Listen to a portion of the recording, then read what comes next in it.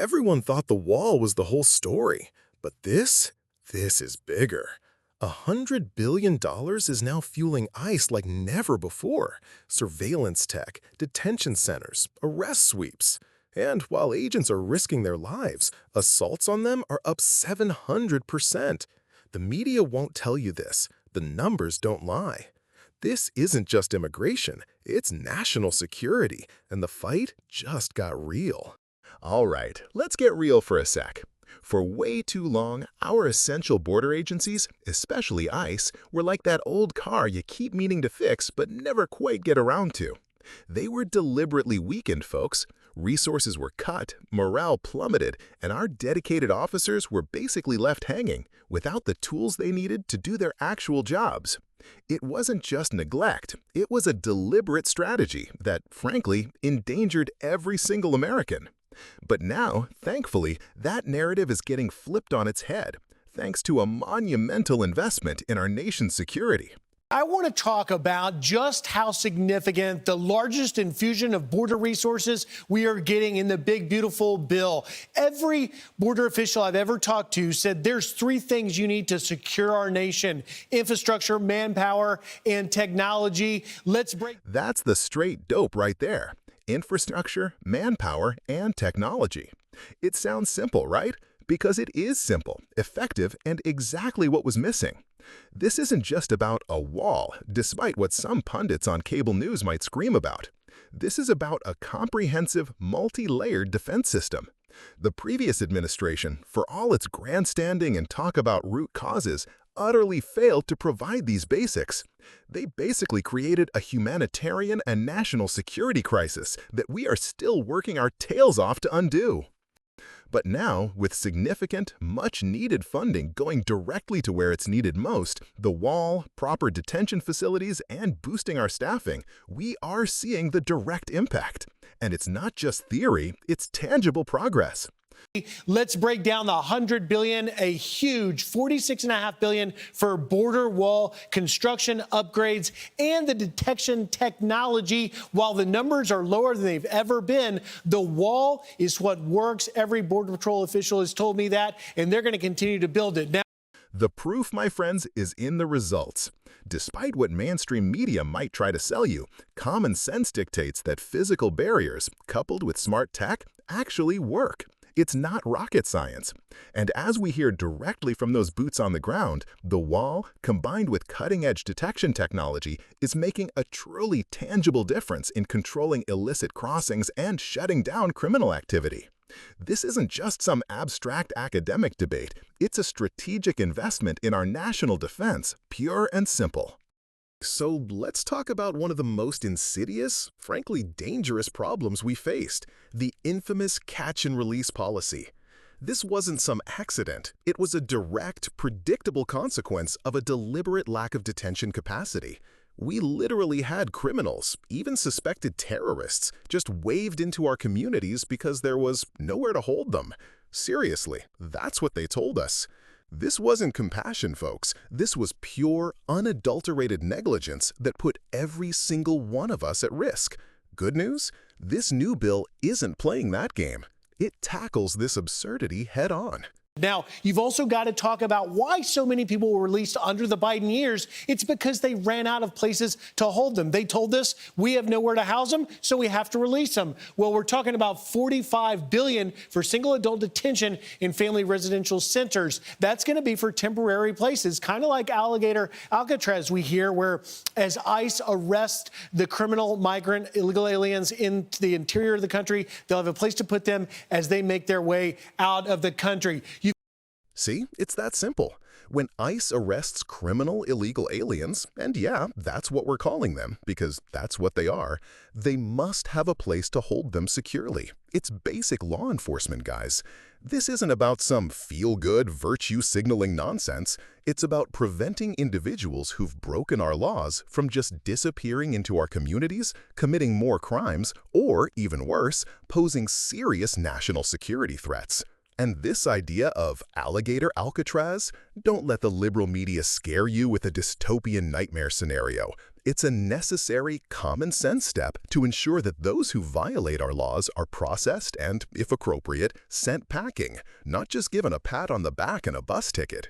Because as we've seen, the consequences of lax enforcement are absolutely dire. And don't just take my word for it. Here's what the acting ICE director himself had to say about what they were up against. We saw so many individuals let into the country last time without due proper vetting. We know we have so many known gotaways, known suspected terrorists. This is going to give us the tools and resources now to have the infrastructure in place to go ahead and ensure that ICE is going out and being that viable law enforcement partner we are and going after all these public safety threats. Known gotaways, suspected terrorists. Hear that? These aren't hypothetical boogeymen from some political ad. These are real, documented dangers that have literally slipped through the cracks. This bill isn't just about numbers on a ledger. It's about protecting American lives. It's about empowering ICE to be the viable law enforcement partner they're meant to be, ensuring our streets are safer from those who wish us harm. It's about letting them do the job we hired them to do. Now, despite all these crucial steps to protect our nation, there's a disturbing trend, and it's something we absolutely have to call out: direct, unhinged attacks on the brave men and women of ICE. Let's be clear, these aren't just peaceful protests, folks. These are physical assaults, driven by a radical, almost unhinged ideology that seems determined to demonize anyone in law enforcement. It's truly shocking to witness, and frankly, it speaks volumes about the opposition's real agenda. And what they need, Todd, you're facing a backlash the likes of which ICE has never seen, from agents being doxxed and assaults now on your ICE officers up nearly 700%, as you already have some California cities canceling their 4th of July events today to literally have a response to protect migrants from ICE raids. You see them here, LA County, Whittier, Bell Gardens, and Cudahy as well, just out of control. What are you saying to your rank and file? What are you saying to your team? Well, like you said, assaults are up to almost 700%, and that's totally unreal, and it's unacceptable. The men and women of ICE are out there doing a law enforcement mission. Never in my... A nearly 700% increase in assaults on ICE officers. Let that sink in for a second. Read that number again. This isn't activism. This is domestic extremism targeting those sworn to protect us. It's absolutely unacceptable, and frankly, it should outrage every single American. And the idea of California cities like Los Angeles, Whittier, Bell Gardens, Cudahy, actually canceling their 4th of July celebrations to protect migrants from ICE rage, give me a break. That's not just ludicrous, it's a slap in the face to every law-abiding American citizen and the very concept of national sovereignty. These cities are literally prioritizing illegal aliens over their own citizens' patriotic celebrations, fueled by a narrative that ICE is some kind of rogue militia. Let's be crystal clear here. These officers aren't raiding innocent people. They are apprehending individuals who have broken our laws, often with serious criminal backgrounds, ensuring that our communities remain safe from real threats. Their mission, especially on a day like the 4th of July, is to protect us from threats, including sleeper cells and known terrorists who exploit our porous borders. They are the tip of the spear, the last line of defense, and they deserve our unwavering support, not baseless attacks and political theater. So, as we wrap up this 4th of July and look forward to the future, it's vital for every single one of us to remember a core truth. True freedom isn't just about waving flags or fireworks. It comes with security. It's the foundation. And thanks to strong leadership that actually gets it and the tireless dedication of our ICE officers, we are finally, and I mean finally, regaining control of our borders and rebuilding our national security apparatus. This isn't a partisan issue in the grand scheme. It's about whether we want a secure nation or a free-for-all. The path ahead, it's going to require continued vigilance from all of us and unwavering support for those incredible men and women who protect us. Let's stand with ICE. Let's stand for our national sovereignty. And together, we can absolutely keep America safe and strong.